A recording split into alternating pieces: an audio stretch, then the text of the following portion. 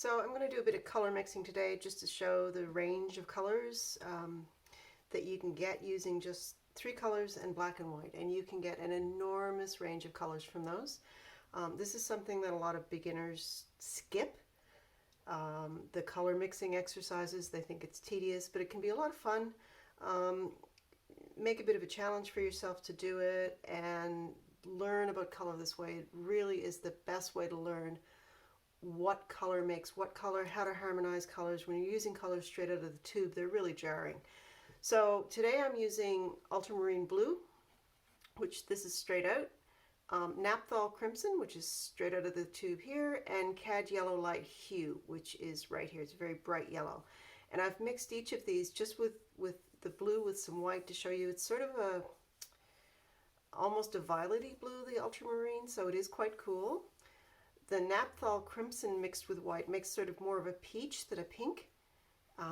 It's quite a warm red, and mixed with black, Mars Black I'm using, by the way, which does have a color bias as well.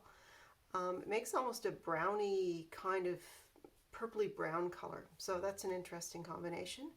And then the Cad Yellow Light Hue, which is quite bright, mixed with white, makes a beautiful lemony yellow kind of color. Mixed with black, it makes some nice sort of all over khaki green colors. So just using the single color in black and white, you can get, look at the range you can get from the Napthol Crimson here. And that's, I mean, there's many stages in between what I've shown here.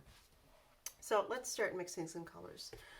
So I'm going to start with the Ultramarine Blue, and I've got my palette just off to the side here. And I'm going to mix it with a bit of the Napthol Crimson. Now, you think blue and purple, sorry, blue and red makes purple, right? I am mixing a cool blue with a very warm red, and there is a bit of white mixed in here as well, because otherwise you wouldn't be able to see in the dark color. So it's purple, but it's not really intensely purple. Let me grab some more white.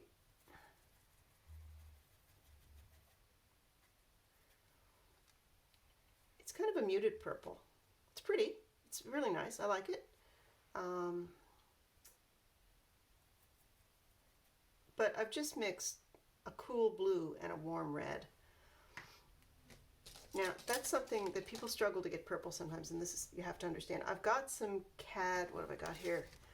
Cad Red Deep Hue off to the side here, and I'm going to show you the difference mixing the ultramarine with the Cad Red Deep instead of mixing with the Napthol Crimson. I've got a totally clean brush. I've added in a little bit of white so that you can see the colors. Just a minute. Mixing, mixing.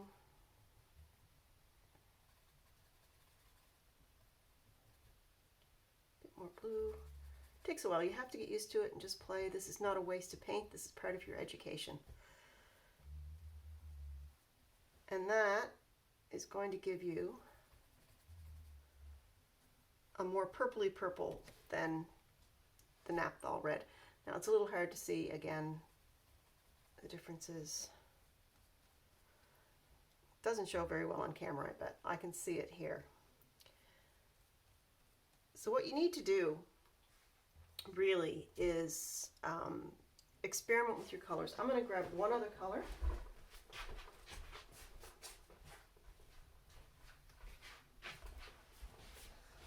Grabbed Acra Magenta. So it's magenta, so it's a very, very cool red. Just for the heck of it. Stick that over there.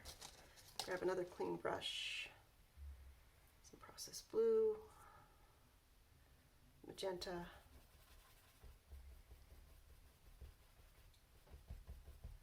Now that's purple. That's what you're looking for. If you've got that, I want to make purple in my head, it's probably this color you're looking for. You know, it's not one of the cool, it's not one of the warmer colors. You want this cool purple coming at you. And you can even go to quite a violet, adding a bit more red.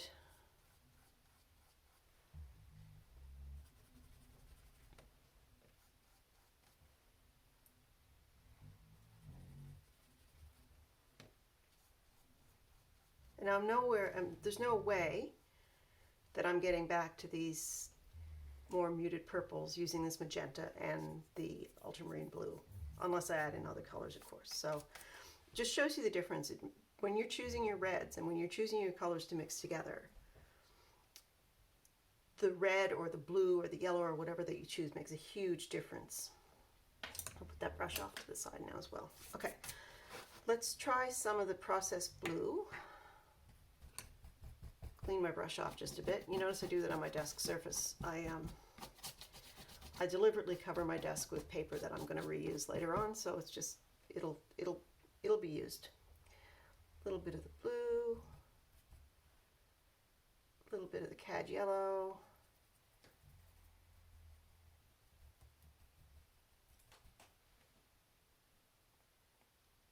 Beautiful deep green color.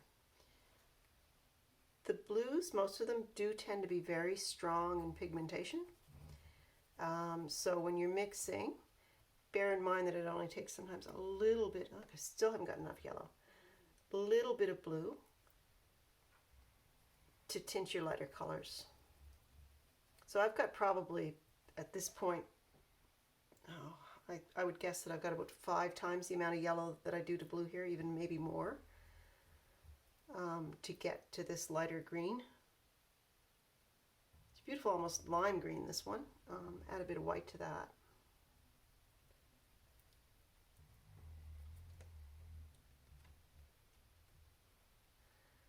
A bit more white, see how far I can take that.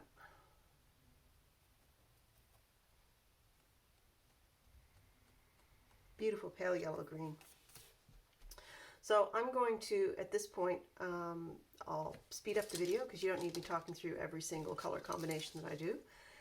And I am going to do a lot of color combinations, and I'll start mixing all 3 colors together and see what sort of variations, and I will very quickly fill these 2 pages with a whole bunch of colors, all of which will harmonize because you've used a very limited palette and there's little bits of everything mixed into everything else.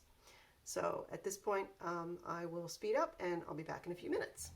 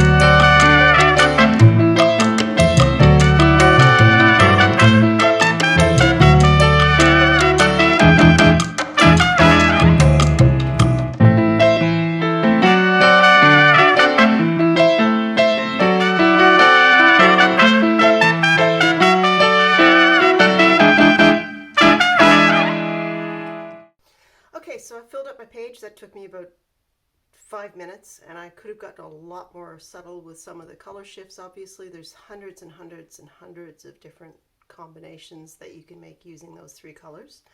Remember, everything I've done here, with the exception of this line of purples that I used the magenta for, and these 3 purples here that I used the Cad Red Deep Hue for, they're all made with Ultramarine Blue, Napthol Crimson, and Cad Yellow Light Hue. Beautiful range of colors here, and I've got a big palette full of beautiful colors mixed up over here, so I'm going to go make a painting. So have some fun. Happy mixing.